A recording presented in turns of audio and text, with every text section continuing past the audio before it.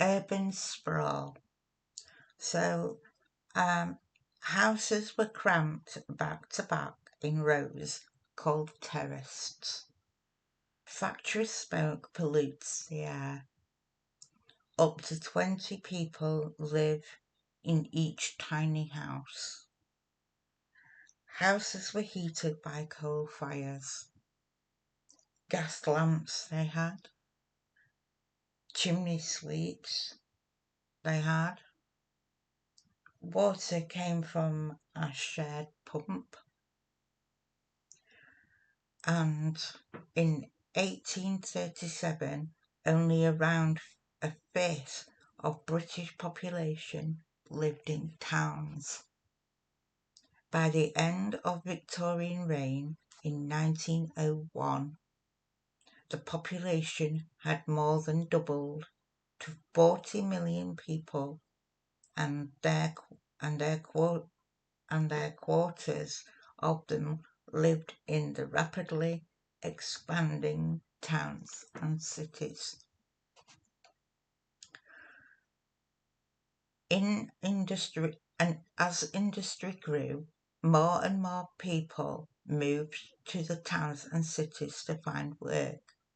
In 1851, the government carried out a survey called a census to find out exactly how many people there were in Britain, where they lived, and what they did for a living. It showed that, for the first time anywhere in the world, more of the population lived in the towns than in the countryside. Life in the slums. Most people lived in filthy, crowded parts of the town known as slums. In some slums, people lived in decrepit old buildings that were barely standing. Elsewhere, the slums were made up of rows and rows of cheap new houses built hastily by the factory owners for their workers to live in. These houses didn't have toilets or running water. Instead, people shared a communal lavatory, which was usually just a hole in the ground in a shed. Water came from a pump in the street or from a nearby river. Most household waste was tipped out into the streets or into the rivers, so they became polluted. With so many people living in these appalling conditions, it's hardly surprising that diseases spread rapidly through the slums, and life expectancy was extremely low. So in the street life, some Victorians of all kinds made their money on busy city streets. Young boys offered shoe shines for a few pennies. Others cleared away horse manure.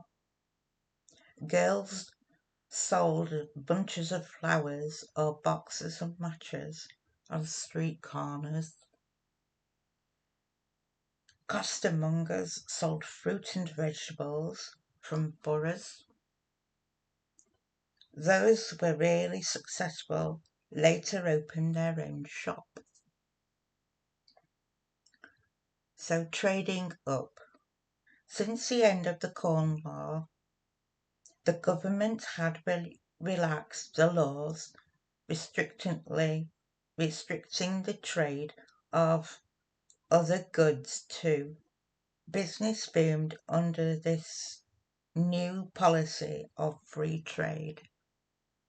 New jobs were created and life generally got better for many people.